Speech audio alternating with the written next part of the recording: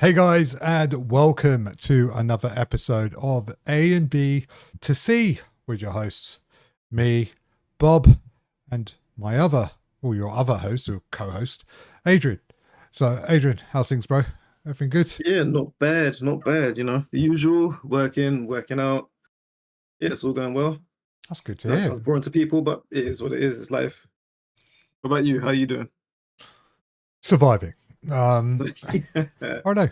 It's everything's fine, man. Everything's good. Everything is rosy. Yeah, just kind of cracking on and churning up. Well, work has been stressful. I'll say that. It's just, Okay. end of year as well. It's getting towards the end of year. We've got end of hmm Q3 commitments, and then you got your Q4s. I don't want to bog people Yeah. down with work. What are we doing? We have a reason we started this thing, so we just don't talk about shop. But That's true. exactly. No one wants to know the inner workings of software development. I'll tell you that. Cool. All right. So, what is the topic? Remind me again, mate. Tragic endings in anime. That could Oh, be. yes. I got a couple of good ones, and I think I touched on it on the last one. I think when we talked about Gundam Iron-Blooded Orphans. True. Yeah, I'll say that anime series was an unmitigated tragedy, but it's going to be an eventful one because I think I got some good ones. I'm not sure about you. Is any of your stuff mainstream or they're quite niche? Probably a bit of a mix. Maybe not too special, but we'll find out. Okay. Nice. Before we jump right into it, we've already covered how you feel, but what have you been playing, sir? I've still been hell diving. That's got pretty intense, and it's pretty fun as well. So like every mission is like a movie. It could be a comedy movie or a Tra- epic movie. a tragic ending, like today's topic. Yeah, exactly that. I was going to say, I do. Don't get me wrong. I absolutely love Helldivers, but I just suck at it. Like guys, Yeah, same. I'm just going to say to you, I'm not good at FPSs. I don't have what you call it, the hand-eye coordination of the reflexes of the young Thundercats that you see kind of You say it stalking. like I'm a young Thundercat. You've always been better at kind of first-person shooters than I have. But when it comes to kind of MMO, I love kind of Souls-like games. I like boss Mhm. fights. That's the only thing I'm really good at. Like if you put me in front of right now, I'm actually replaying Monster Hunter Rise. So I did Mm, because I completed Worlds again. I went back. By the way, right? Yeah. Is it me or Worlds? Monster Hunter Worlds holds up incredibly well graphically. That game, I booted it up on the PS5 today, and I went in and I was thinking, Yeah. oh god, I want, is it going to be as good as Wilds? Oh my god, it's better. I think it's better. I went through the character creator today and I was thinking, everything looks crisp. Like the graphics look amazing. Fair enough. There is a bit of you see a bit of jaggies here and there. But aside Yeah. from that, dude, like it looked freaking phenomenal in my eyes. And To be fair, they put a lot of effort into that game. it To be just, fair. I just don't understand how it holds up. I think it was made in 2017. It's quite a while ago, yeah. So that game is coming up to about like 10 years old, like a decade. And that game just looks, first off, right, for the base game in Monster Hunter World, it's got so much more content than Wilds, right? And on top hmm of that, there was so many things I thought to myself, these are great touches. Like when you make a meal in that game, right? So when you go to get a meal buff, there's a cat Yeah. or army of cats that assemble the meal for you. Oh yeah. That I What remember that animation. what happened to all of it? Because it's not there anymore. It's definitely not Really? in Wilds. Wilds, your guy just kind of like you know, it's basically the bachelor life. You're in a tent and you cook yourself. There's no fun. I'm starting to realize when I go back and play some of these games, like especially when I'm right now playing Rise as well, Yeah. there was more kind of thought put into it, and it kind of exposes Wilds to be like this rushed out kind of exercise from Capcom to capitalize on Monster Hunter money, because I remember before Wilds was announced, or before the big thing about Wilds was coming out, they were kind of saying, oh, there was a massive surge of Monster Hunter World players. Monster Hunter World, for some unknown reason, just exploded in popularity. Yeah. And there was no justification or reason for it, but it was made popular by mainstream kind of mainstream streamers like your Asmongold's and all these other guys, right? And they started playing it and it became super popular and it just exploded. And I felt like Wilds was supposed to come out, but they rushed it out. And that's why it's like a technical mess at the moment. Like graphically, it runs poor on PC. I know they've released patches and things to fix it. I think the best place to play it right now is on the PlayStation 5 Pro. Really, that's Yeah, because it's damn. got the it's got the muscle to kind of Oh yeah. do True. what it needs to do. But for a like for like, it was it's night and day difference. Night and day difference, just in regards to just graphical fidelity, smoothness, well thought out systems. Obviously, there's quality of life improvements in Wilds that would have been made sense in Worlds, but I think the game held out pretty well. And I just got to say, what a looker! Yeah. I might need to jump back on that as well. I Well, do miss that type of game as well, I'm not gonna lie. oh yeah, like I said, I've always been good at that kind of game, but yeah, like when you realize the focus system is a massive difference, by the way, right? The focus system in Wilds is what shifts Monster Hunter games to be more like your Dragon's Dogma, because the focus system, all it is like it changes it into a third person FPS type thing, right? Because you've now got a targeting reticle, which means you can steer your player to position quite easily, and it changes the whole dynamic of the game. But like especially as a Lance player, because repositioning has never been so much easier. It's now just kind of look at the monster, and now you're just facing the monster. Yeah. Anyways, I digress. I get too much into Monster Hunter because I love it so much. I absolutely adore that game, and yeah, I can't wait. I can't wait for the expansion, and I hope the expansion brings up a plethora of improvements. And I just realised, right, I slowly am sinking into my chair, so forgive me for 1 sec while I readjust. Slowly sinking. Really. Yeah, I've got really bad posture at the moment, and my wife Okay, I see what you constantly nags me. Sorry for the noise. mean. There we go. All right. Yeah, and my wife constantly nags me at me for like, oh, you're going to get a hunchback and all this other crap. So yeah, it is what it is. Yeah. So sorry, sir. You said you've been playing Helldivers. Anything else? Just Helldivers. That's it, really. Because I'm just busy at work, coming back late, and Oh yeah, yeah, and need to, you. yeah. How is bat? Oh, by the way, are you going to take me up on our offer for those who are wondering? Me and Adrian do Muay Thai, and I've extended the offer for us to go back one time this month or next month. But before my next birthday, I'd like to find out where I am on the fitness chart as we do a round of sparring or something. But are you up for that? Yeah, wait, how many weeks we got? We got like what, 3? No, wait. We got like 4 weeks or so. Yeah, you're a month in. Can you Okay, do it? okay. So yeah, Do yeah, you we have can the do it. fitness? Because it's not going to be Yeah, I can do it. it's not going to be a fun session. I'll tell you that. I know they're gonna go crazy on us as well because we've been there for so long. Yes, it's going to be the abuse. The abuse is what Yeah. I'm going to probably hate. But anyways, guys, we are now ready.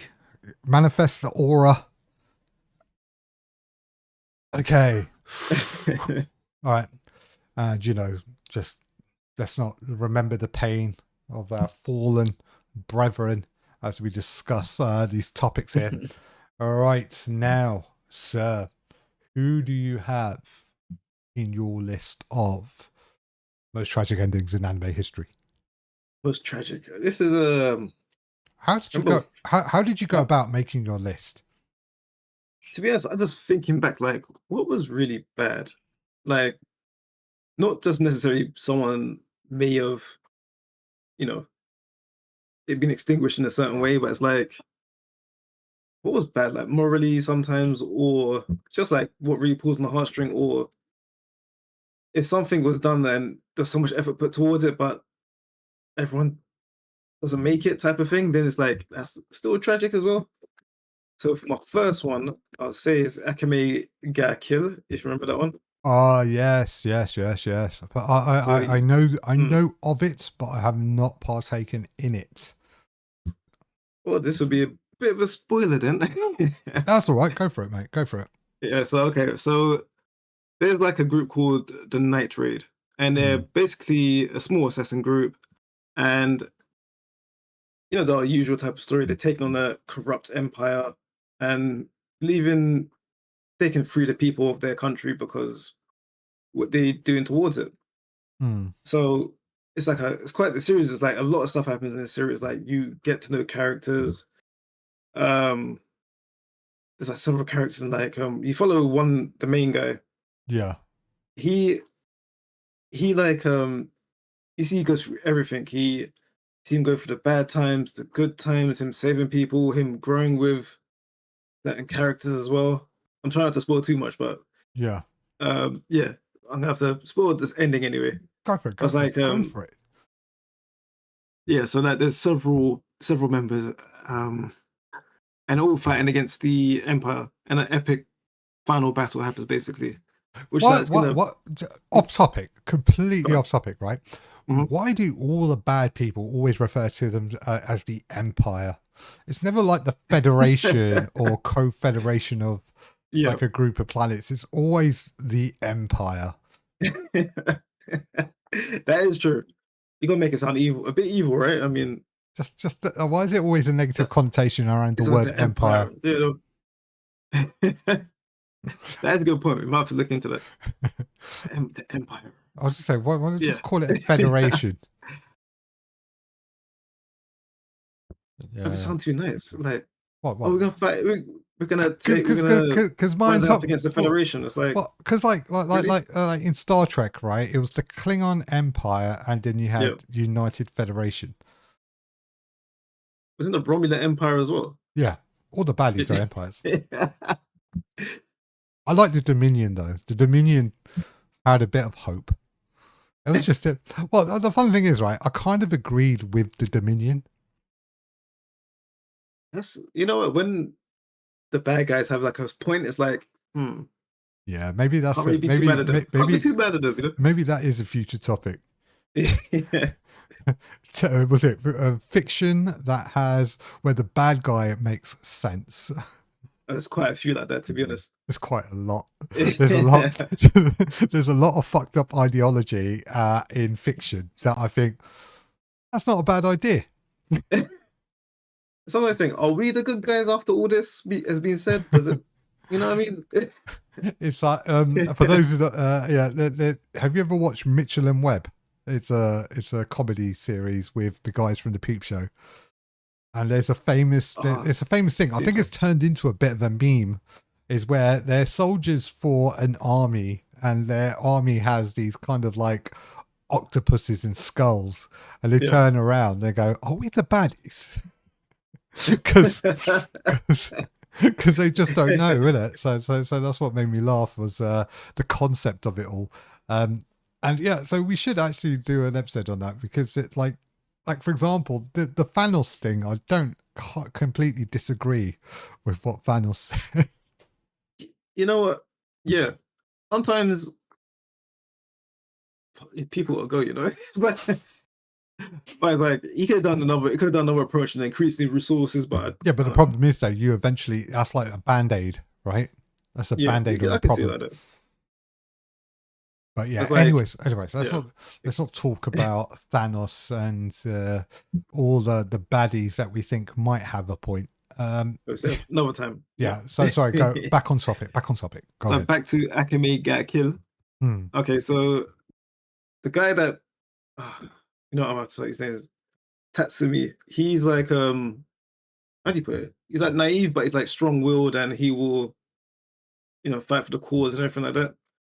Ah, And you go through a lot with is him. he That's one the of guy those? you go. Is he one of those kind of brainless good guys? I say brainless, but he always tries to do the right thing to save people, and God. Okay, yeah, gullible good guys. heroic, heroic type. No, Yeah, gullible. Gullible's the word. gullible. They are, because they always tend to be, don't they? They tend to be like, we're going to do it for the cause. They'll meet a person and go, oh, we've got to see the good side in this person. And turns out the person's completely rotten to the core. And it's too late by then because the knife I is don't. already in his Yeah, back. he's not that bad, but you can see he's like that type of hero type of person. Oh.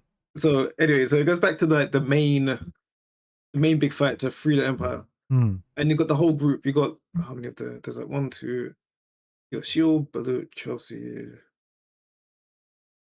So there's like six, seven of them in a massive fight, and they're trying to free the people of the land and stuff like that to make sure the Empire, the Empire, yeah, it Empire. doesn't For the Empire. doesn't to make sure they don't win. So it's back and forth, but then you see the characters start dying off. They actually start getting killed. It's like, oh crap, the good guys aren't like invincible. There's not much plot on, but they're literally dying along the way, but for the cause. So it's like all the stuff they've gone through, everything where they're supposed to survive and see the fruits of their labor type of thing. Hmm. They start to die. Even Tatsumi, the main guy, is like, you see him die as well. You're like, oh crap, what? So he's like the main guy, but then you find out, what's her name? Is it Akame? Is actually the protagonist, but she's the lone survivor. So she sees everyone else die. He's that lone survivor. So it's like after all that, you're by yourself. It's like the bonds that I've made, the friends we made along the way. The Yeah. the whole fight is like, damn, Oh, God. I'm by myself. I'm by myself out here. So How did they all die? So was it just it's falling just in like in battle? battle. Do you get to, but you get to see it though? You get Yeah, to you see get the, to see everything. Yeah. oh, So damn. like one sacrificed himself saving villagers, and one just got killed, and just it's wild. So it's like you win, but at what cost? And survivor's guilt, the pain of survival, that type of thing. It's like, yeah, winning the war is not always the winning piece type of thing. Yeah, you know what I mean? Damn. It's like, damn, you Damn. won, but your reward is loneliness. You know what I mean? It's like damn, after all that. But yeah, Ah. if you should watch it, I recommend watching. It's Okay, actually yeah, good. no. I'm just trying to kind of understand the kind of the epicness of the self-sacrifice by the entire group for the Mm, greater good. Because like it's very difficult to kind of it's very difficult to write those kind of stories because I mhm. always felt like because you spent so much time building up those characters throughout um the entire series Yeah, and then you have to kind of write them off yeah, effectively, right? all of them, Yeah, apart from one, all of them. all of them. It's crazy. And always wondered, like, how does the writer feel knowing Oh, that he see, has to kill off characters that he's invested his time, effort?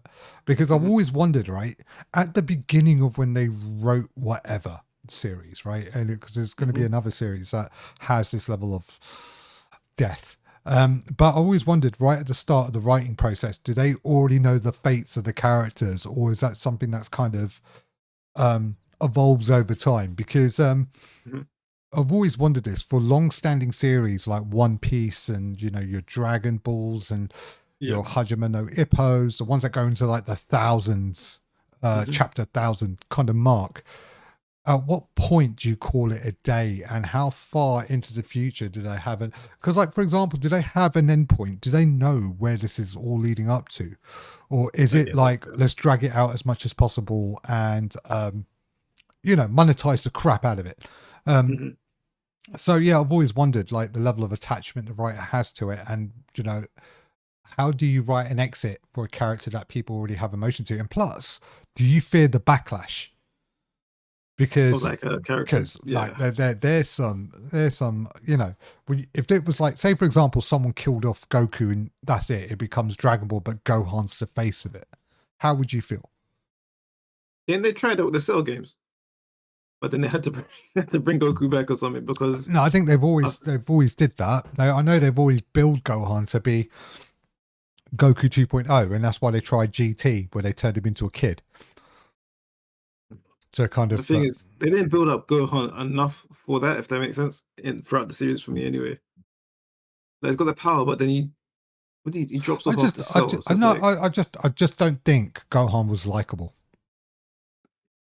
it, And I think it, I think what it was is because mm, rather than complimenting, and I think we touched on this before, rather than complimenting the Goku character, it was a direct competition with the Goku character. So it wasn't really adding much to the series, and I think that's why people don't like Gohan, just because it was going to be it's Goku 2.0, or it's like, you know what I mean, it's like, oh, it's yeah, I going to see be what the you're saying. upgraded version. No one ever likes replacing the original. That's why everyone hates Boruto. I was I'm like, just saying, because what, think about it, yeah, think see, about what I they've get done in getting it. Boruto, because you've effectively nerfed Naruto, got rid of him, and replaced him with this kid who has had all the privilege, and there's no attachment, there's no kind of build up hmm for him. It's just by association that you said we had to accept him as the main character. No one likes him. That's why I can't get into it. I can never watch Boruto. Just I feel I've dirty. tried. I know I feel dirty. I literally take a shower after I watch it. It's like having an affair. You just can't do it. You know what I mean? It's like, oh, I'm Damn. gonna watch Boruto. I've got to slide off the wedding ring, turn the picture of Naruto face down, hide my manga. Yeah, can't do it. Can't do Don't it. mention his name. Don't Yeah, mention his that's name. Yeah, crazy. that's it. That's nuts. Yeah. Damn. Yeah. Damn. I was gonna say, yeah. So that's a good one, dude. Like, I was gonna. So for my one, right? hmm I just went with something. I felt it because, like, obviously, if you got brothers, then you know where I'm going with this. But I went with Itachi from Naruto because that death Go was on. just tragic. Um, yeah. So, obviously, my one is from the famous manga slash anime slash media of the 20, I'll say the 2000s, because I think it was around the 2000s I started watching Naruto. Was it 2000s Naruto started? Because, A long time ago. but anyways, right, and Yep. the reason why I picked Itachi, so for those who are not aware, Naruto is a anime or manga about a group of ninjas based from a village called Konoha. Was it Konoha? I've always never been Or able to get Konoha, what is it? Konoha. Yeah, Something um, like that. yeah. But effectively, they're called the Hidden Village of Leaf, and they're effectively ninjas, and all these ninjas have different abilities. And the good thing is like Naruto is one of those kind of mangas where you see them grow up as from kids all the way down Yep. to adults to the point of where they have kids, and then you have to watch their stupid kids have their own series and shows and ruin Mhm. the legacy of the epicness that is Naruto. But anyways, let's not get into that festering pit of hate. So jump straight into the point I picked out. So there was a character in as part of the kind of main cast.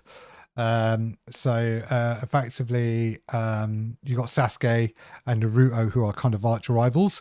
And obviously, when they write these main characters, they have a bit of a backstory, and a bit of the backstory is basically the reasons why you kind of want to support them and get back in, like back them 110%. And Sasuke's backstory is what's going to lead on to my point about his brother Itachi and why it's tragic. But Sasuke's entire backstory is about revenge. And what happens is that imagine you're part of a community. And this community has a very kind of special ability called the Sharingan. It's passed on from generation to generation. And there's a lot of people that have the Sharingan. And then what happens one day, the person you think you can trust the most, and in Sasuke's sake, it was his older brother, ends up slaughtering the entire community. And I mean everyone. His mum, his dad, his uncles, everyone in Sasuke's community is gone. And basically, it's basically what they call the Uchiha clan, right? The Uchiha clan is the community I'm talking about. The Uchiha clan have the Sharingan, and they got this special ability. Anyways, right? His older brother, who is like I would say like a special forces marine type ninja, because he went into that kind of special training. I forgot. Yeah, Anbu. Yeah, that's it. The was it Anbu or Anbu?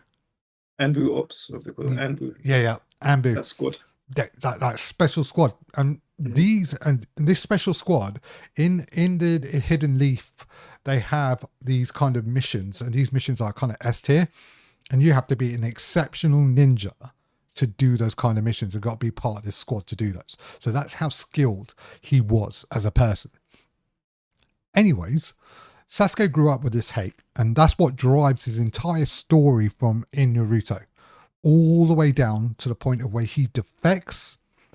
He joins he starts his own little crew, and all in the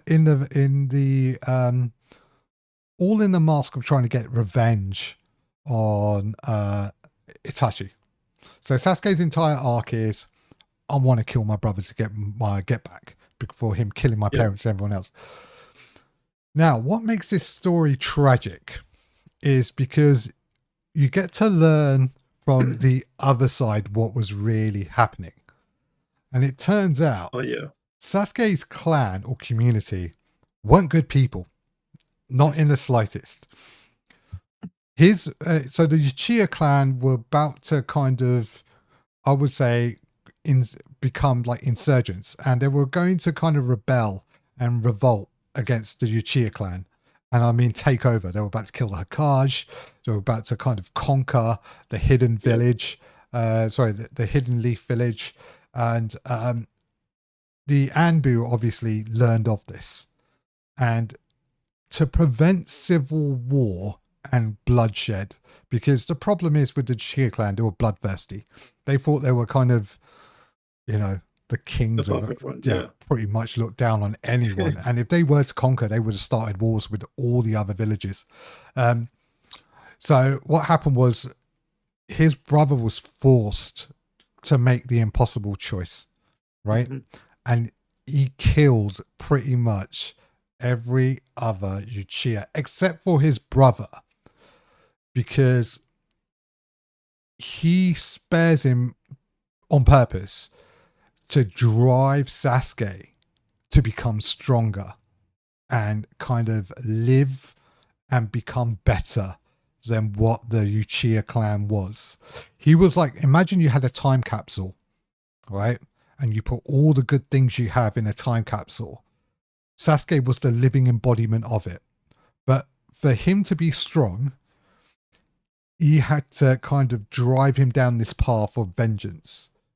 And it's sad because throughout the entire series, you want Sasuke to get his get back so desperately.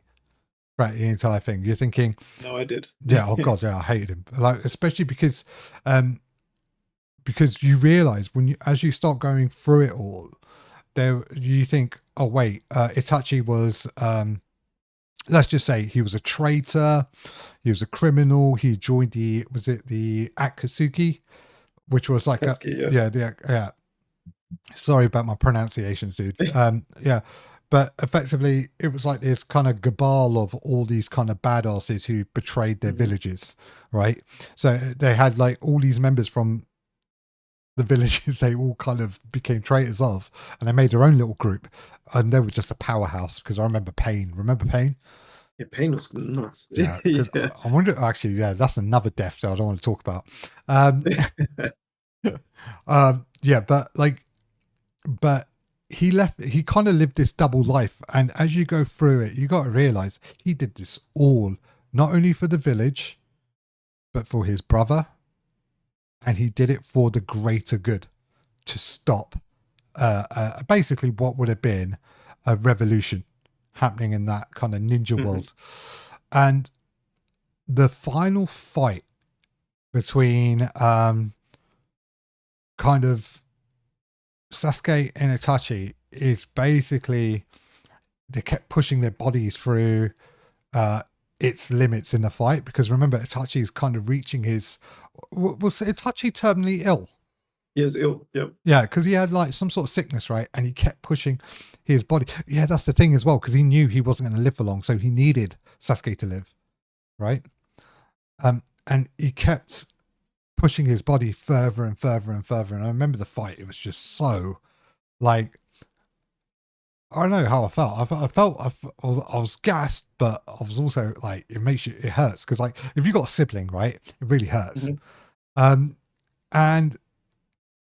it kind of ends up with the final kind of moment, where it was Sasuke and Itachi ends up with, I would say, it just put him out of his misery. It was because he understood. Because like when they finally got to that moment where Itachi pokes his head, Oh yeah, like they just the taps him on his sentimental head. thing. Yeah, and it ends up with like the fact it was all about compassion. Because as the fight goes on and on and on, the kind of the intent to kill him kind of dies down to that final moment. Yeah. And you realize like it does Sasuke learn the truth? He never does he? He does. He does. I can't remember, was it right after or was it? I think it's after the fight though. I think he Yeah, learns because it after the fight because of what's his name, I think he told him. Madara. Yeah. Is it no? Oh no, Obito. Oh, yeah, Obito, yeah. Yeah, He told yeah, him at some point. yeah. Because like yeah, you're right. Because Obito tells him after, but it was after the fact. But yeah, and just to me, that entire fight was just freaking heartbreaking, because you learn, you go in with the thought of Itachi was a complete like asshole, and like, and then you realize he wasn't really living for himself. He never did. Think about it, right? His entire existence was to kind of, I don't know, remote look after Sasuke to make sure he goes down the correct path. Yeah, and for the village as well. For the empire. Because like I think someone said it online when I was looking this up. It was like his entire life was a choice of impossible decisions. And I think like that to me like said it. That's probably the most eloquent way you could actually put. Actually, I want that on my obituary. if I ever get I would say my life was nothing but a chain of impossible decisions. Like that sounds so badass. Sorry, if I was fair enough. If you saw the grave sweep, like, bro, yeah, you know he's done something. You know what I mean? He's that guy. You know? but imagine this, right? So imagine like you imagine you love someone so much, but you had to force him to hate you. Frickin'. And then oh god damn. I gotta say, yeah, do that because yes, it makes him survive. That's the only thing. I think that is probably the epitome of a fallen hero, a tragic hero. God, I gotta say, it's a good one. It was hard. It was hard because I even rewatched the kind of key scenes. That's the beauty of YouTube. Some people already clipped up the best moments. So yeah, I had to start off with that because I think that was most impactful for me. when I was growing up, because I think that's the first I get time that. I actually felt anime can pull out the heartstrings. Because before that, for me, anime was like just battles and like good music, and it was basically Dragon Ball. You don't have tragic Mhm. moments like that. I think Naruto was one of those kind of first wave of anime where it actually had really good storytelling, character Yeah. development, and it And was going yeah, take you somewhere. through all the motions. Oh It'll take god, you yeah, through yeah, all the yeah. motions. So it's Like, like, like, yeah. if you compare Naruto to modern day movies, well, especially what the Shippuden, right? If you Hmm. compare it to modern day movies and the complexity of the character writing and the world building, it's pretty advanced. Like Yeah. it's not for like a 5-year-old kid. And I think that's the beauty of Naruto, right? As the audience matured with it, its complexity and story writing also did as well. Because Yeah. I felt like as it was kind of getting better and my understanding of how dynamic relationships are, it kind of matched that pace of development. Yep. It You had know, plots, it had well, think subplots, it about it, had right? So, subplots. Yeah. like when you're a kid and you're watching Naruto, right? Naruto is a kid himself, and there's Yeah. like, there's a kind of the crush and the love arcs and the complex feelings that Naruto had for um oh god, what was her name? Sakura. Sakura, yeah, the one that was useless at the beginning but ends up like learning super strength, which is ridiculous. So I had to give her something, right? Yeah.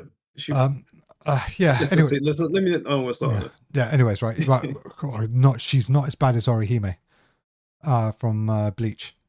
Oh fuck. Like, they literally have to give her the power of time.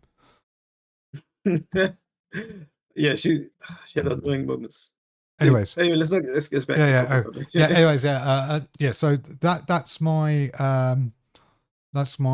first one there. Just reminded me of just on topic, but yeah, like I felt like Naruto is one of those series that kind of matured with you as you grew up with it.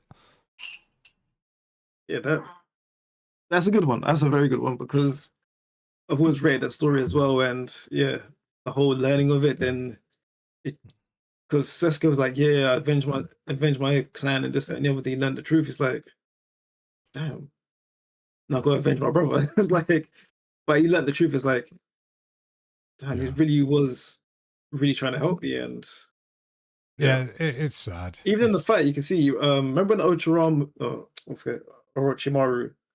He was in Sasuke's body.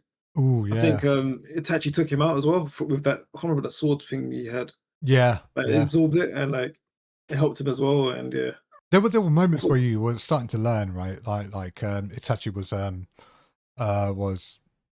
in the weeds of it, low key looking out for his own brother, and mhm, there was clues throughout the entire thing, but it took a genius to kind of weave it all together to see it coming. I mean, yeah. good luck. But anyways, let's move on to the second top pick that you've got. Well, my next one. Well, I'm not sure if you heard this anime, but it's called Naruto. So carrying on, another tragic death Oh god, is have you? Jiraiya. Yeah, I was gonna say, yeah, you picked Jiraiya. Yeah, that was like, damn, Was that that was a tough one for that me. was against Pain, wasn't it? Yeah, Yeah, 'cause that was a tough one for me as well. yeah, I don't because like that was like, remember, and like for Naruto, Jiraiya was his father figure, and this was a kid. Technically, he's his godfather. Well, yeah, but like yeah, because he looked after him. But I was gonna say, like, imagine not having a parent for so long and being ostracized by the entire village, Yeah, and then having a figure like Jiraiya come in and take you under his wing, and then yeah, you be a father figure, protector. Yeah, yeah, and then watching him. it's Anyways, the whole take us through, thing. dude. Yeah, This is your one. I'll let you do the yeah, talking. it's the whole thing of like, because it's when he got no, he's still a kid, wasn't he? So he took him under his wing. He's like, okay, I'll take you on a little journey. We'll do things. I'll show you a bit of things as well. Like special technique, like what's it, the Rasengan? Yeah. So it's teaching that the whole time, and like they went through so many adventures just doing it, and like they grew a strong bond together, Talking about which you can see. Rasengan quickly, You know, before we jump into that, right? Talk about Rasengan. If he did not have or did not know how to do the Shadow Clone Jiu-Jitsu, he would never be able to do that in a million years, by the way. yeah, 'cause you had to use it to, Help him form it. yeah, to form, yeah. Yeah, sorry, So anyways. luckily, Naruto got that type of ability, and he's Yeah. allowed to do it even though it's a forbidden technique. But I guess because he's got the Because, fox chakra and stuff like that, it's yeah, but okay. remember, he also stole it. Yeah, that's crazy. But it all worked out for him. So Funny that. yeah, is that plot armor? Dude, That counts plot armor. the dude committed theft. And it's not like he stole a piece of bread or something. He stole a forbidden technique that's been sealed Yeah. away for like thousands of years. But yeah, so anyway, getting back to it, Yeah, you yeah, seem like they grow together and stuff like that. Then yeah, was it he grew from like a kid to like a teenager, didn't he? With under his wing, so like a yeah, good yeah, few years together. yeah. Because you see he's changing threads. Because that's one of the things I Yeah, noticed as well.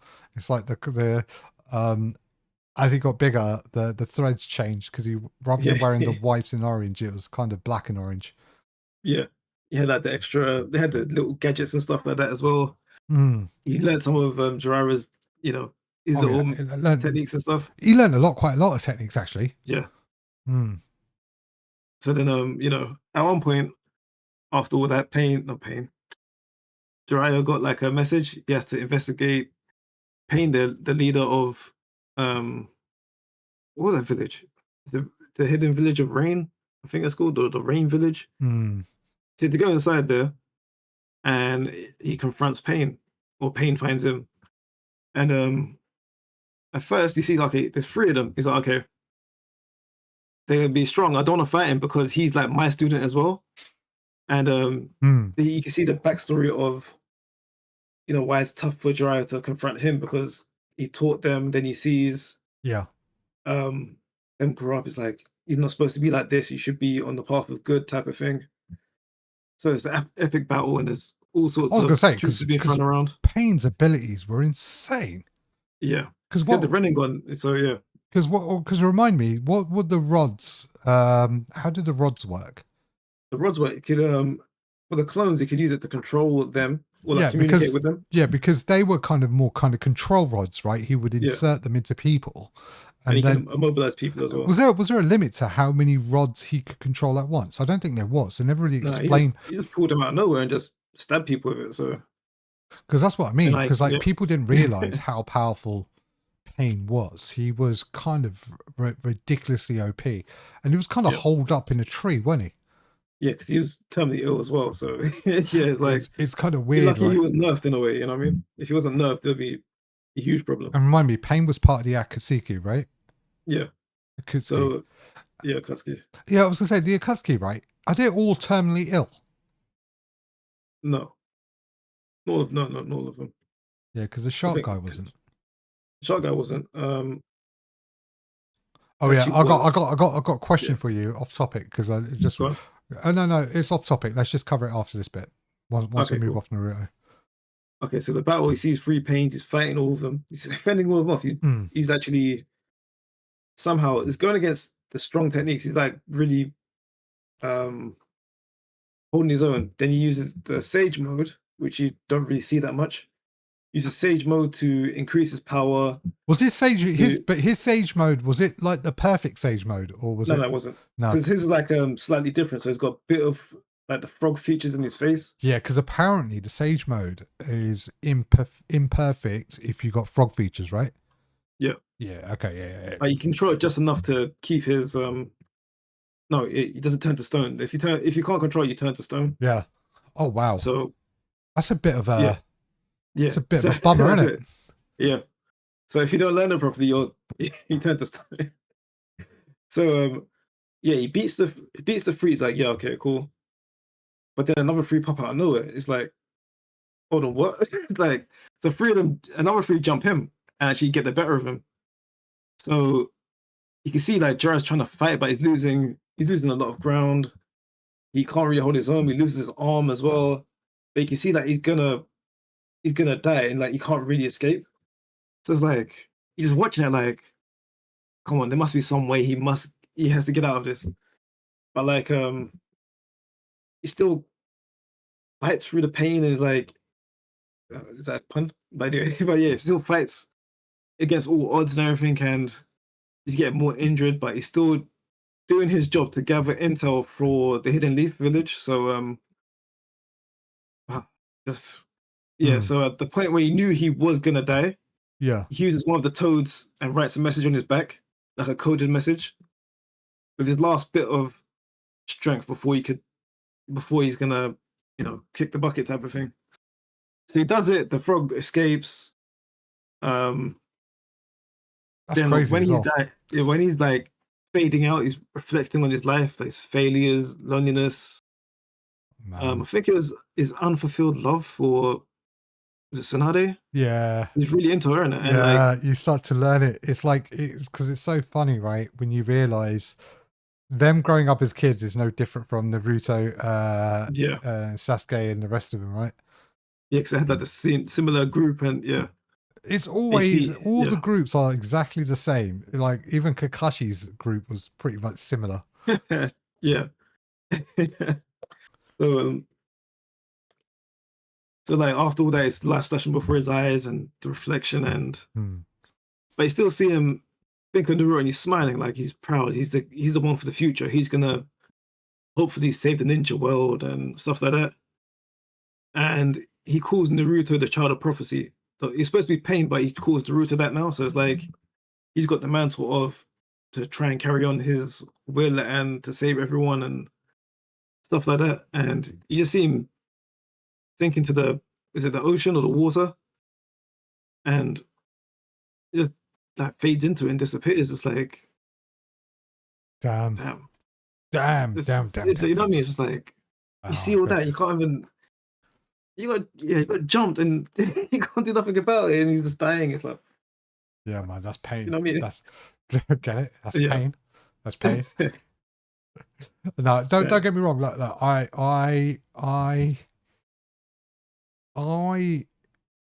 yeah, I was kind of that hurt because like it was, you saw the positive effect he had on Naruto's life, and Mhm. obviously that was his like dad, like that was his godfather, dad, his guardian, the person that looks after him, Yeah. and yeah, to watch and the weird thing is, right, he clearly has a heart because obviously he tried to do the same for Pain. He tried to do Yeah. it for all the kids, and it's just it's tragic the way that I think it's more tragic because of the person that killed him. Yeah. And also after that, when Naruto finds out, he's like he's lost another loved one that as well. You know what I mean? Oh Like yeah, it's yeah, you know what I he's mean? It's lost it. just so it's just like damn, he has to go through that as well. It's like you can't believe it, but it's happened. You can't. It's like damn. So he never, and also on top of that, he didn't get to see Naruto grow. I think he's got regrets. He didn't confess more to Tsunade or something like that, and he didn't get the peace that he really wanted at the end of the day. You know, I don't know. Maybe they're doing something about it to retcon it a bit in Boruto. I'm not sure. I don't watch that garbage anyway. I But don't know. they got time travel apparently in that where Boruto's gone back into his father's past. Maybe if they kick him in the nuts, he won't exist. And then That'd be and crazy. they retcon the entire series. It's the best I can hope for. But look, that's yeah. Look, I realise, right, these conversations get more tougher and tougher as get on, and it's kind of weird to say, oh, we can't really kind of move on to the next topic on a happy note. It's just gonna, oh yeah, because like it's like saying, oh yeah, this really bad bit of news. Let's move on to another bad bit of news, followed by the next tragic piece of news. Yeah, Yeah, maybe we should have rethought this topic a bit, break it up, or like that. we're in too deep now. That's it. That's pretty We can't much it. turn back. So, so what's your next one? Oh, I picked Orga from Gundam Iron-Blooded Orphans. Yeah, so we kind of touched on Go it. on. We kind of touched on it last time, but effectively, Orga was a leader of this kind of revolution of kids. So in Gundam, it always kind of starts off uh, with a kind of evil empire Empire, yeah. or organization that is basically using, because I always feel Gundam is always about child soldiers, right? They always draft in a kid, and the kid has access to a Hmm. miraculous mobile suit that can wreak havoc. But in Iron-Blooded Orphans, it's kind of very kind of on the nose with the whole concept of child soldiers, because it's a labor camp full of kids who've been altered, um, who've got these things on their back that allows them to control mobile suits or machinery. Hmm. And the surgery is incredibly invasive, which means it's painful and it Hmm. has a high mortality rate. And Okay. it basically uses them for cheap labor.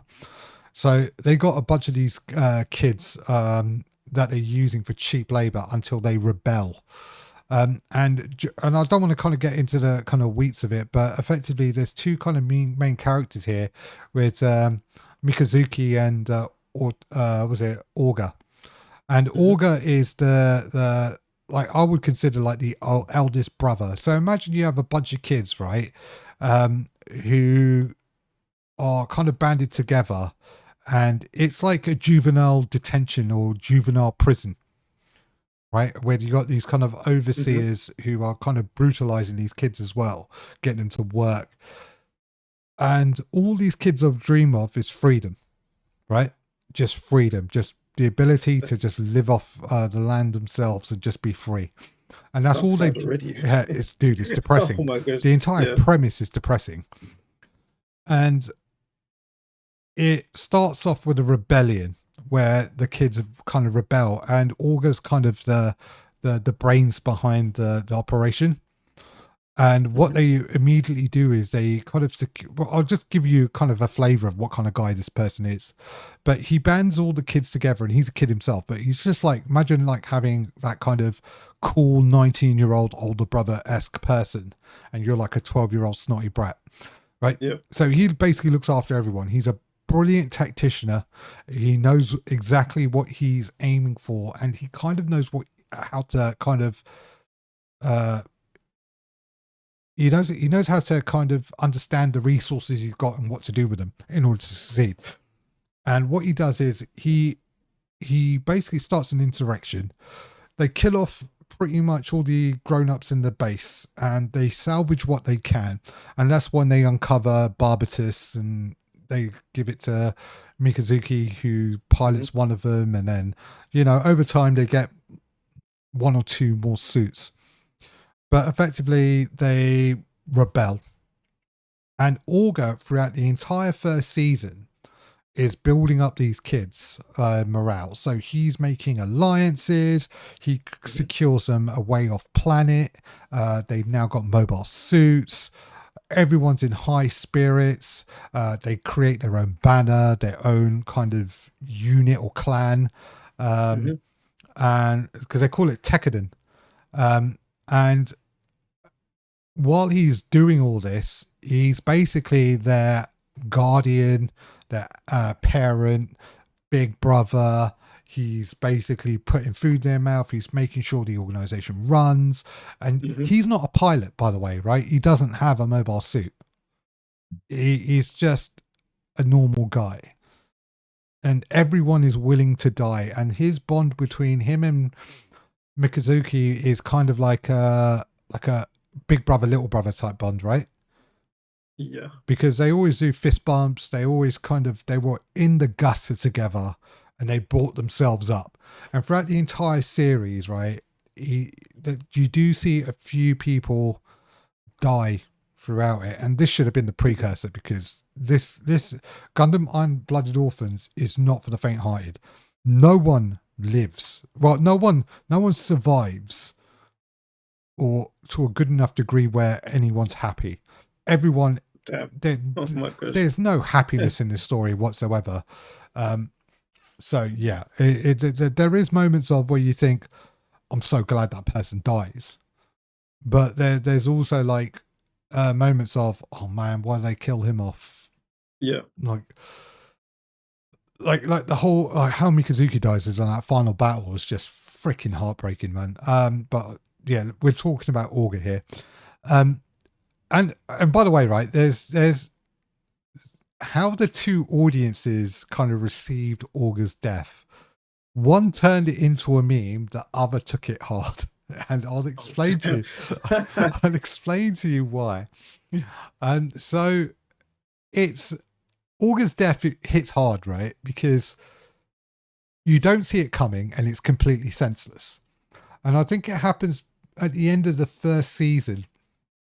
So imagine now you got this organization, it's doing well, you're making alliances, and everything is everything is going great.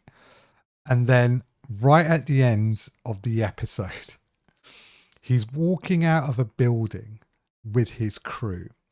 Some guys come out of a car with machine guns and they machine gun him down. And he basically turns around and protects this kid, and he's getting shot in the back, right? Riddled with bullets. Oh my days. And then he tries to stand up and go after them, and he collapses and he crawls forward, and all you see is a blood trail with his finger pointing forward, and it's like saying to move on, like go, like keep going on forward. And it's it's just, and it's so weird because like the treaty that he was just signed was Tekkadan's freedom. Like it was like everything was like within reach, like it was about to happen. Yeah. And it was like, yeah, it him collapsing was like losing that big brother, and you think to yourself like, where, like who's safe in this anime, because he just killed off the, and I thought, okay, this is going to be fuel, this is fuel for the fire, right? Maybe they're going to build up Mikazuki to be the guy.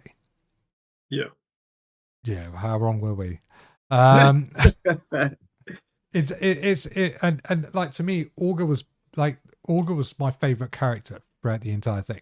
He didn't, because I always thought, right, oh, maybe they're going to give him a suit, like like how they did it with Trace.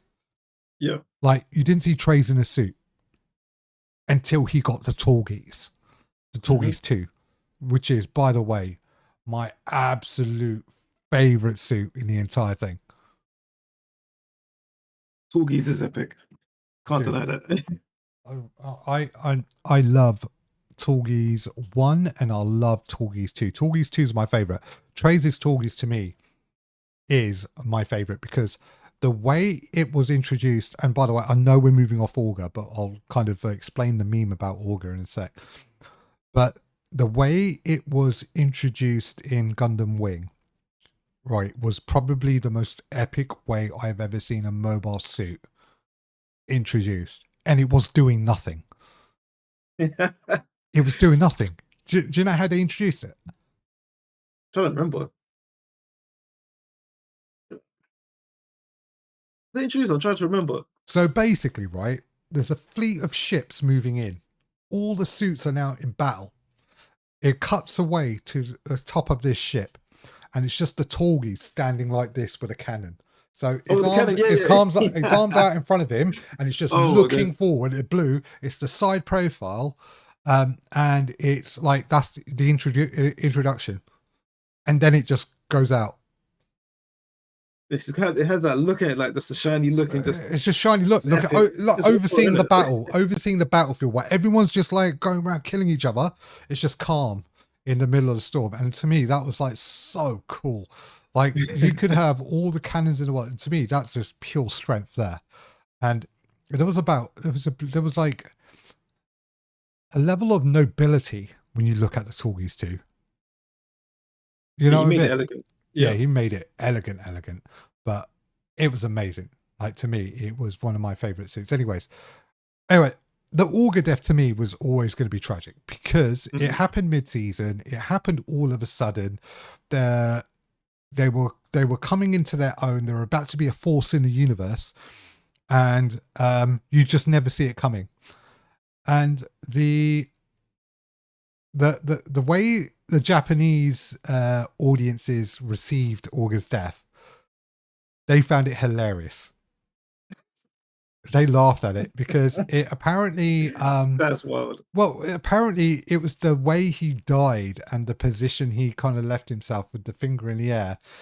They Mhm. called it. They found it was too cheesy, like it was too like overly dramatic. It wasn't subtle enough for them to kind of find it noble. However, the Western audiences, we were like, I was like in tears, and Oh, the we found, opposites. That's yeah, crazy. because the highly dramatized way is because the way we brought our emotions all the way up from right from the start all the way, and I think it's the Mhm. way the two audiences kind of react and behave with things, and I think that's why some things get missed in communication, and that's why Japanese audiences find obviously certain scenes or certain deaths are more fulfilling than what we would find and vice versa, right?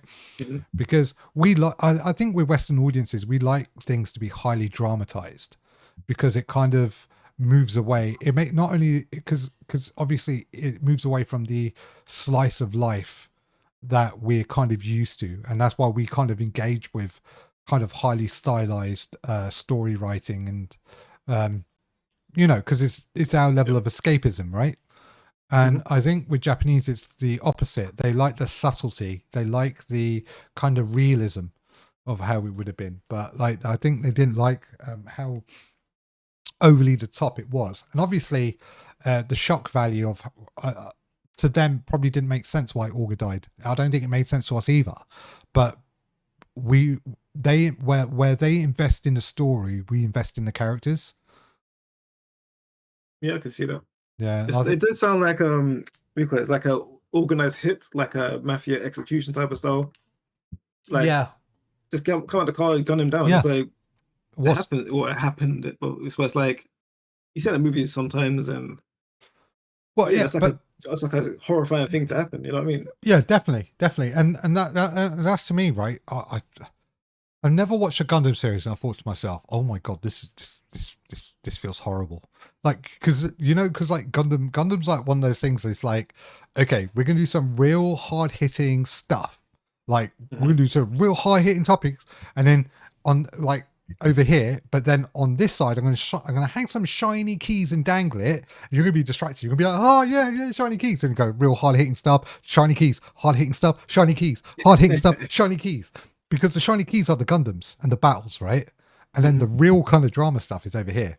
So it's like constantly like that.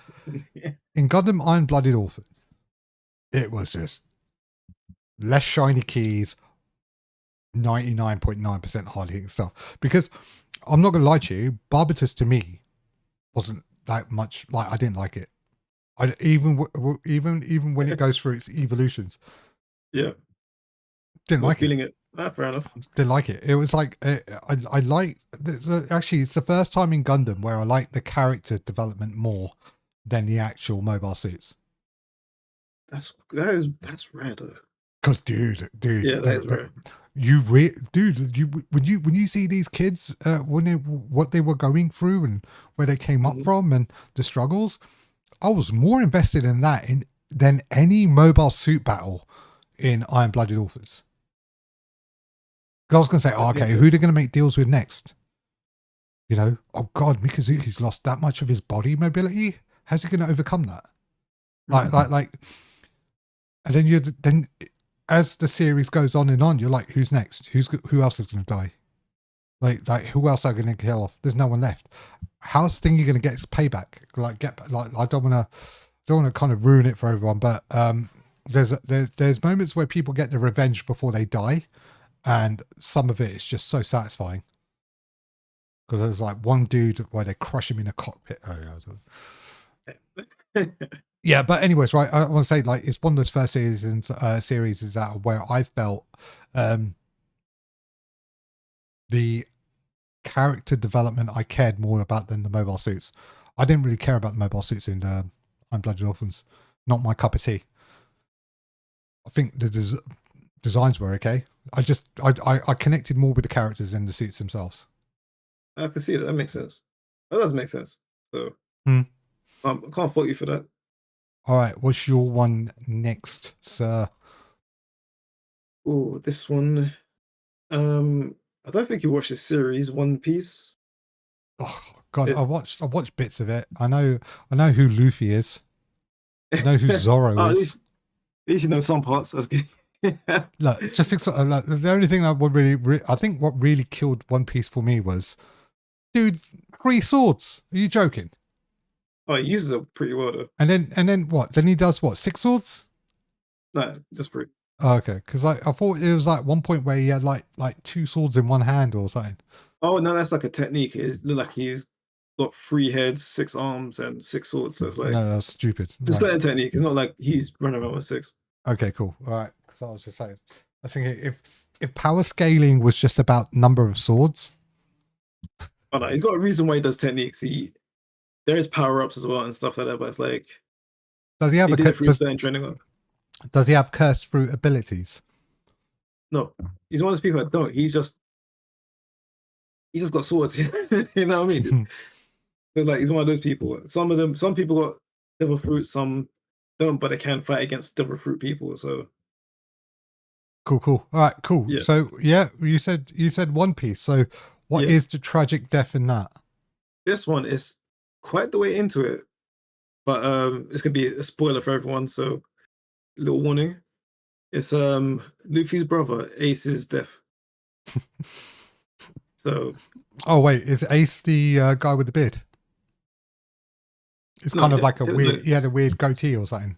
no. Oh, He sorry. he had like an orange hat. That's like his main feat. You see, orange Oh, hat. he has a straw hat as well, does he? No, straw hat, just an orange hat. That's Okay, like sorry guys. As you clearly know, I know absolutely nothing about this anime. I'll send you probably videos about it later on, but Right, I'll probably just go to YouTube and show tragic death of One Piece orange hat guy. the thing is, the thing is, when you go through the series, you'll see what Ace meant to Luffy because they call each other brother, but it's like when they were kids, they made like a pact to be like brothers. So it's 3 of them. How Yeah, how do they know each other? I don't know. They Orphanage or something? Sounds like kind it. of. It's kind of like they just. I remember it was so long ago when I watched it. It's like It's all right. Just crack on. it's 3 of them met up and like they made a pact. So they're They're childhood friends. Yeah, childhood friends, but they call each other brother. Hmm. So they throughout life they help each other. Ace was part of a pirate group called the Whitebeard Pirates, and he's pretty high up. He's like second in command, and everyone was really respected him. They liked him. He's a friendly guy, nice guy, but he could when it came to throw down, he could throw down. He's got a devil fruit, which is fire, so he can produce fire and use it certain ways. He can turn his body into fire, and so he's like pretty strong as well. And in this, instead of an empire, it's the world government. So it's the world government versus pirates, basically. And pirates got different groups, different factions, and some are stronger than others, some are new. The Whitebeard pirates are very strong, like they're very highly rated. Yeah. Because Whitebeard, he's got like a super strong power. Basically, he can punch like the air or something, but like it changes reality somehow. Like fractures the reality. So like say if there's like an ocean, a flat ocean, you can make it split into like 3 ways and like it's crazy. So quite high power scaling with that. So the world government sees Ace as like he's a big threat. He's like he's like one of the people that shows the how do you put it? Like the next pirate king. He could be the one to rise up against and overthrow the government type of thing. He could that type of thing. So they have to kill him. They'll try and catch every pirate, but he's like one of those people. And they do catch him at one point. So he's held in this place called Impel Down. It's like the most highly secure prison that they made. Yeah. So like he's held there, and they said at a certain time we're gonna execute him, and it's gonna be for the world to see. We're gonna execute him. They decapitate people.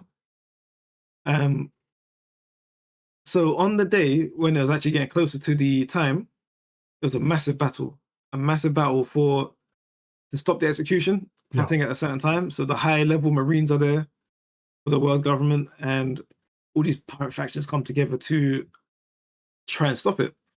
So the White Pirates there, Luffy's crew is there.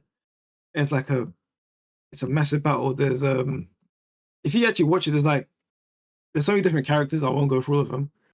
There's so many different characters with different abilities that all fight each other. It's like damn. So it's like this like a cursed fruit war type thing. Yeah, it's like I was gonna say like Endgame, but not like it's like that. You see like all the heroes and the villains all fighting like that. They all size up. Like, is it like just one massive battlefield? It's a massive battlefield, but they got like individual battles, like a massive battlefield as well. Yeah, but like like you said, like in Endgame, where everyone kind of like would you call pick a dance partner, and they just kind of yeah. So like, there's one, what's his name, Kizaru. He's a high level marine guy. Yeah, he's got light power, so basically he can move at the speed of light. That's crazy. Light beams explode. It's like, but there's a guy that can keep up with him, which is crazy. So like, what's faster than the speed of light? Sorry, what? I don't know how they do this, but like they're fighting each other. What's his name? Is it Marco? He's got like a phoenix ability. Yeah, but how does that keep up with light? I don't know. I don't make the rules that somehow. If Neil deGrasse Tyson ever saw this, right, he would fucking ruin it. Just saying. I don't make the rules. They this is what they do in their world, right? And like they fight each other to stalemate or something like that. Then what's his name? Basically, they have to go like all the way down the battlefield just to get to the execution site. So Luffy's brother's like, he comes late to the battle, and he meets Whitebeard. Whitebeard's like a top, like highly respected pirate, and no one really messes with him. Oh damn! And they stand next to each other, and Whitebeard says to Luffy, "Just to get in my way." Luffy's like, "Yeah, make sure you don't get in my way either." Everyone's like, look at him like that. Really? So everyone's like, what the fuck? Whitebeard's gonna go mad. Whitebeard loved it. He's like, yeah, you know what I mean? I'll let him do his thing. So help him get to the Ace's brother. So eventually he gets all the way down to the other side. He gets knocked back again. He gets up again. He goes all the way to the execution site. He meets the 3 high-level generals that are guarding Ace. Yeah.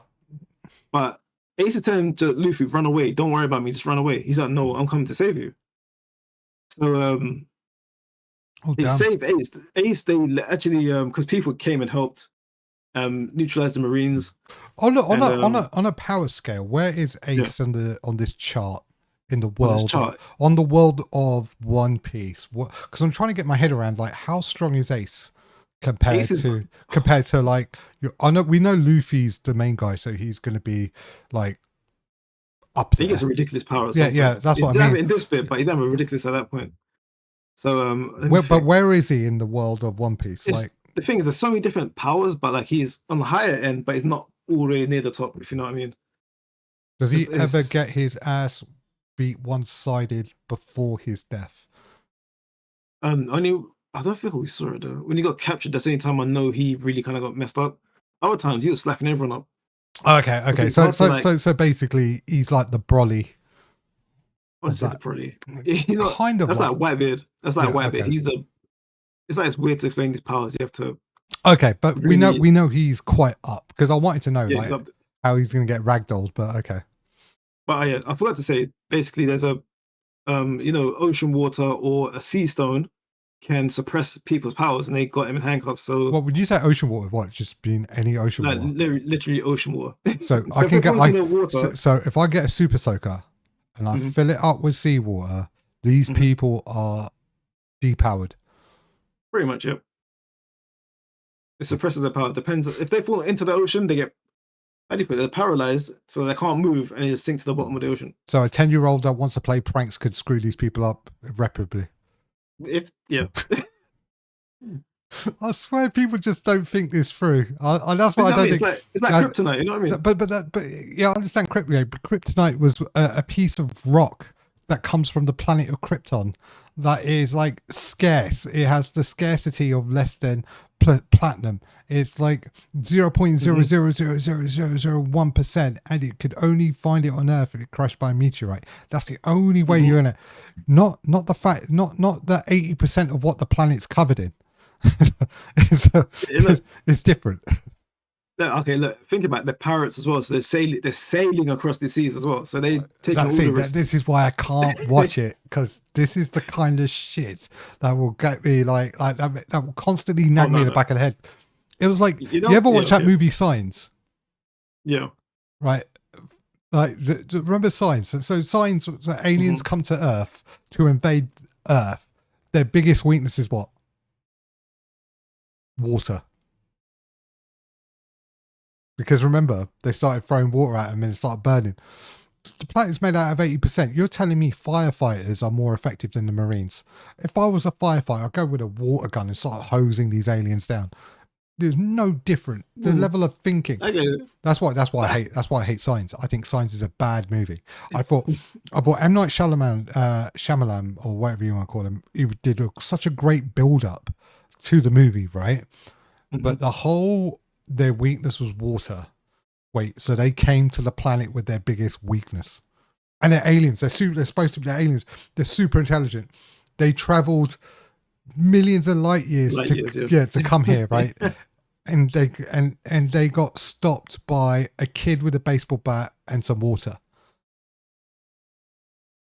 That's like me being. It's like the whole Simpsons trope of aliens were scared with a nail in the board. That was so stupid as well. That's funny.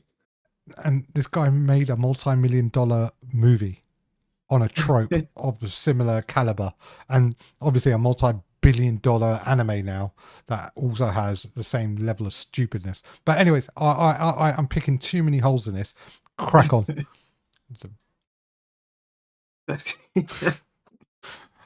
Before I ruin the moment. It's like, they're surrounded by water, but the thing is, their world's different. So I think there's more water than land, like a lot more. Oh wow, it gets worse, huh? That's all the thing. You're not building a case here. In fact, you're making it worse. But look, it's their world. This is what they do. It's like, look, you can have like an amazing power, but your weakness is water. They've actually done that in a few movies. They've done it in what's that movie? Glass? But he had the other movie as well. Remember Glass with? Oh, I love Glass. And then that guy's weak to water, but he's like super strong. Yeah. What about the guy with the multiple personality disorders? Yeah. Yeah, that was cool. Anyways, like, guys, let's get. I'm really curious now in this stupid world how he's gonna die. And if you say, he drowned in the ocean, I swear to God, dude, don't tell me he died. It might be stupider than that, but it's tragic. But actually, before I get carry on, you know, remember we said Naruto is like one of those animes that could like pull on like almost every type of emotion that you got. This does the same as well. Okay. So it's got like a whole, it's got complex storytelling as well. I mean, if you're invested in a character, I can imagine it doing that. Yeah. So So basically, Luffy gets there. They free Ace and they're escaping, so they're running away. And so the Moon's like, right, we let them get away. But so there's one of the generals that were there, the three of them that was guarding, was called, was it Akenu or Kanu or something like that? And he started cussing Whitebeard. He's saying like, well, paraphrasing, like you're a little coward and this, that, and the other. You're a failure and this, that, and the other. So Ace really respects Whitebeard. Yeah. So Ace stops. Is like, "Why are you chatting crap for? What do you mean?" So Ace, being so loyal and stuff, turned back to go against the what do you call it? The high-ranked Marines. he went back to fight them. Like, Ace uses firepower, but the Marine that he's going against had lava power. So you can use, they say lava burns hotter than fire. Yeah, it So does. basically, he punched a hole in Ace's stomach, killing him. So, you know what I mean? They're escaping, but then he runs back to, because he was chatting crap, dies. It's like they did all that just for him to Die like that. And dude. it's right in front of Luffy as well. So Luffy saw everything. Does he switch? He breaks down. He's like, you know, when someone's in shock, Yeah, he kind of passes out. He's in shock. He's just there, and like he just collapses to his knees, and he can't say nothing. And like his eyes go white and everything. So Luffy's like, he's out of commission. Oh, So they're about to kill Luffy as well. Ace is dead, so they had to save Luffy. But hold on, wait. No, wait. Ace jumped in front of Luffy to save him, or something like that. So Ace sacrificed himself. Luffy died. No, he dies. Luffy had to get saved by someone else because he was like paralyzed with shock. And after all the epic fighting and the whole battlefield and everything, Ace dies.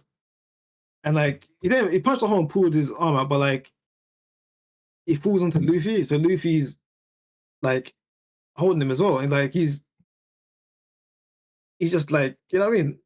Oh, he's dead in his arms, and Luffy's like paralyzed enough. And like they had to save Luffy, pull him out before he gets killed. Whitebeard also dies on the battlefield because of a horde of battles. He gets shot by a cannon, and like he's the size of Brody. Imagine that. So he gets shot by a cannon, holes in him, but still standing up. He's still standing strong. Oh, damn. And it's just a whole big characters got killed that time. It's like, to progress the story, these people died, and it's like, and it's tragic because it could have been prevented. That's the craziest thing. If he just carried on running, he'd have been safe. But his pride got him killed, and like after everyone put all the effort to save him, he died because of that.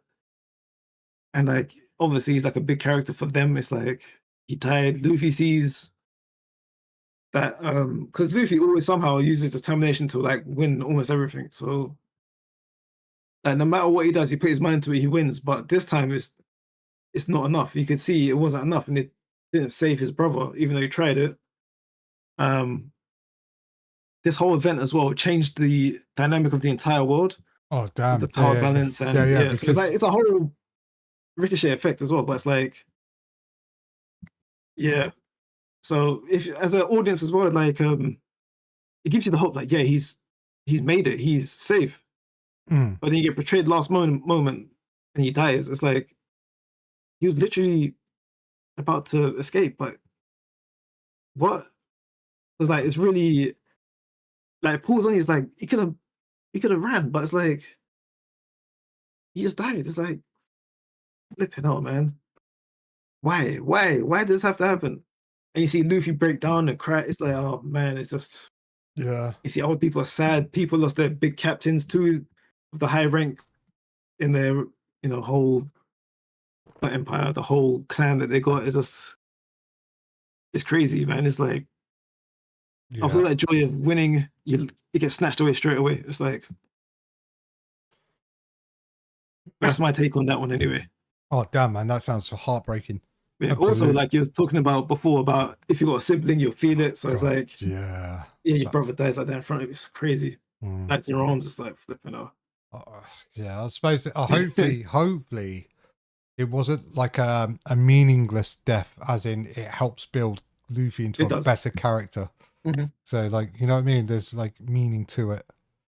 Yeah, there is. Yeah, well, at least, yeah. But oh man, that sounds awful. Sounds awful. Yeah. Was that your second or third? That was my third. Okay. We'll see. Akuma. Yeah. Naruto, yeah. That's my third. Yeah. All right. For my third, I picked. Yeah. So I picked L from Death Note. Ooh, that's a good one. Because that's a good one. That's tragic, and that's like, that's a good one. And that's 4D chess. 4D It's chess good. in Yeah. terms of how they got L, and like to me that is mental. So Death Note is that anime where you write someone's name into the Death Note and they perish. And you can control how they die you control when they die, Mhm. by putting a timer effectively. The Death Note is always accompanied with a Shinigami, and with that Shinigami it changes, and Mhm. I think there's a couple of Death Notes out there in the world. I don't know how many are there actually in Death Note. Either two or Two. three or I've something only like that. seen two, because I remember you got Ryuk and you got Rem. Yeah, right. um That was definitely two. Well, yeah, I mean, how L dies is because of Rem, right? So let's just jump straight into it. So Basically. Light is basically an average kid who discovers a Death Note book, and he realizes whoever's name he writes into that book, they will die. And then over time, he makes friendships with I would say, was it the master of the Death Note, which is Ryuk, or the guardian of it? I don't know. I forget the Yeah, it's relationship they like have with they them. have their own Death Notes, So, all of them, the yeah, Shinigamis do. yeah, and they effectively have the ability to. So this is the limitations of uh, um, the Shinigami. They can't tell uh, the owners the name, so they can see everyone's real details. The Shinigami, Mhm. they can see because they got what they call like Those eyes, yeah, they can see was it that Shinigami when people that, eyes? Yeah, yeah. and they don't need to make a deal. They're kind of born with the ability to do it, right? And that's kind of the thing about the Shinigami. So uh, their role is basically to shorten humans' lives, not extend them. Um, yeah, and if a Shinigami uh, basically kills another human, it's basically that Shinigami's erased. So that's kind of there's rules of being a Hmm. Shinigami. Yeah, and what we find is, so let's just jump back straight to L and Light.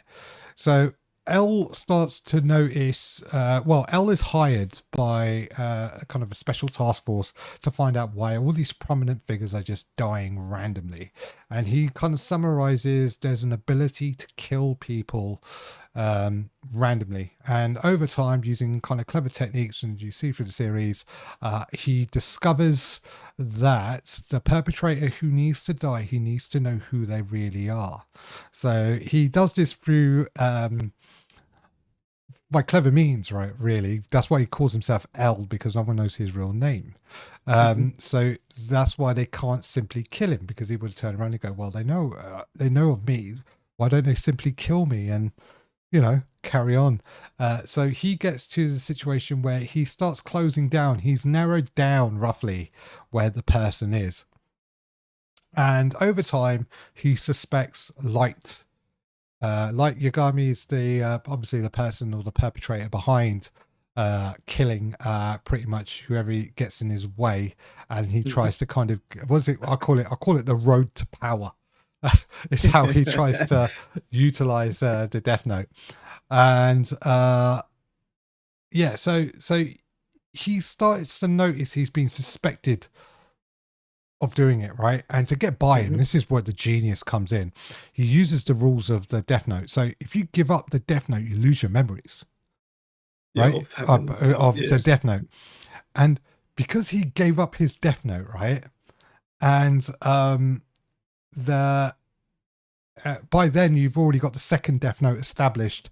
There's a second character called Mia, Hmm. who's, by the way, obsessed with Light, right? She's sorry, yeah, she's obsessed with Light, Yeah, completely. Yeah. like infatuated with him, and like she's willing to do whatever anyways, right? Light gives up his powers, or well, not give up his powers, but gives up his memories, right? So that Elle really buys into Light um not Like being knowing who innocent. the killer Yeah. is, who the they call it. I call it the Shinigami killer, right? And they don't know who it is, and I don't know. And over time, L starts to believe he got it wrong, And people need to realize, right? You start to feel. I don't know about you, but I was kind of hoping Elle will catch light. I thought you would, to be honest. Yeah, I thought he would too, but 4D chess, right? Yeah. So Crazy. obviously, as Elf starts to kind of doubt his abilities. And by the way, right, L is a recluse shut-in, right, brought in for these kind of tasks to do the impossible. He's like a super genius. He's not really had much of a childhood. He's been an introvert for most of his life. He doesn't go out in public. He can't handle large groups of people, and the government gives him free reign to do what he wants. But he's not a. He's just not an arsehole. You feel sorry for He's a him. nice guy. Yeah, you feel sorry for him. Especially genuinely, like, you know what I mean? Yeah, and that's why I was like, I like this kid. Anyways, right? Just as he starts to trust Light more and more, Light gets into the team, the investigative team. And this is where the 4D chess comes into play, because they've already suspected Mia of being the killer, right? And they get the book, and soon as Light touches the book, his entire memories are restored, and his gambit has paid off. He's now got a position, because remember, they caught her. I was nuts. They caught her, and they were about to. And remember what they said they do to the people they catch, they think they suspect of. They execute them. They're going to execute Mia. And what was it? Yeah. And because they faked like a kidnapping, and she was like held hostage, right? Yeah. And she gave up her memories, didn't she, or something like that? No. She did. No. Dude. She's been manipulated by Light right from the beginning. Right? Remember, she's got that infatuation with him, and he knows that Rem will do anything to protect Mia. Yeah. So he's manipulated the entire situation. Because Mia's life is now in threat, Rem uses her Shinigami lies, writes in her own death note L's name. And that's how Rem gets erased and Light dies. No, was it that way? I thought he wrote the name to save her. He dies. Wait. Then when he gets his memory back, that's when he writes his name in. Remember the little watch with the paper in it? Oh, you're right. Sorry. It's something like that, and yeah. And because the thing that really hit me the hardest in this, right, was Light smirk that Light has when he does it. Yeah, that's it. And Elle just dies looking at. Does Elle die looking at the sky? Doesn't he? Like at the nighttime sky. Yeah. Because he thought it was kind of thing. Yeah. Yeah. They're right next to each other as well. I remember. Yeah. That's and Rem giving up her life. For a Shinigami, giving up her life for a human. That kind of hit hard. Yeah. Wait, you're right. I think. Yeah. Wait. No. Rem did write his name in the death note. That's what I thought. Because that's what I thought. Because because Light orchestrated it all. He didn't. Because Light didn't want a second death note out there. Right. He wanted his to be the only one. Right. He wanted to be in the investigation team, so everyone averts suspicion, and then he also wanted to get rid of Elle. Basically, he cleared the board. He did. That's so smart, though. The way he did it is just. Yeah, because I was going to say, I'm pretty sure that's how it went down. But you got me. Rem sacrificed himself for Miss. Is it Mia or Missa? Misa. But yeah, so it's crazy. The way he just played everyone, just. He's like, yes, I won. That's crazy. Oh my god. What was Elle's name again? I can't remember, because I remember Misa saw it. I think it was something on the nose. It had the word law in it. Law. I can't remember. Just Google. What was L's name in Death Note. Let's see. Lord Louis. Law Lee. Yeah. Or something like that. Mm. Yeah, sorry. Not having carbonated water is not the smartest move. But yeah, like dude, to me, that was like probably one of the That was a crazy death. craziest death. And I just wanted to add it in there because I did like L. And I Yeah, did I did like as well. I thought he was probably one of the best. It felt like you know, like Sherlock Holmes Moriarty-esque for anime though. It felt Yeah. like it was like on that caliber. And I just loved the chess moves they were playing, and you thought he was going to get his man, Yeah. and he didn't. Slight was one step ahead, luckily all the way. Slightly one step ahead. Yeah, but Light had to gamble to the fact Yeah. that he would regain his memory, so he'll get back into contact time, with the yeah. Death Note. But do you know what though? It's clever because the worst case is even if he doesn't, he's averted suspicion, so he just carry on living his life. You know, you understand what I'm trying to say? Yeah. So Because when he had no memories, he's like completely innocent. He's like, I don't know what you're talking about, and this, that, and the other, and which threw L off, but he was still suspicious. But like, but what's the change? How did this change all of a sudden? But for him, there's no downside. Like even if he took even if he gave up the Death Note, there's no downside. He still carries on living. Misa would have been suspected regardless because L was already suspicious of a second copycat killer. Like that. So genius. But yeah, L was building up to be my favorite character in that. Just unfortunate how they got him out. Just wow. Yeah. It's like all of a sudden the villain wins just like that. It's like it's always the case though, isn't it? But he just instantly dies. It's crazy. It's but I mean, like if you watched like I was gonna say, think about it, what other way would it have went? Because the entire series is based on like so it's not true. like he's going anywhere. But then it could have been like Iron-Blooded Orphans. You kill Light, you know, Ryuk just finds a new owner like he does. And he moves on, and you know the cycle continues. I mean, because a few people did use a Death Note, so I mean, it's been there for like billions of years, hasn't it? It's been there since the dawn of time. Yeah, I mean, it's how great people apparently have acquired power. But love it. Were you a fan of the live action? I hated it. There was one that was alright. I can't remember which one it was. There were quite a few. There was like how many? Like 2, 3. One of them was all right, but it's like they changed the story slightly, but it wasn't too bad. But compared to the anime, it's not even close. It's crazy. All right, and that does it, guys.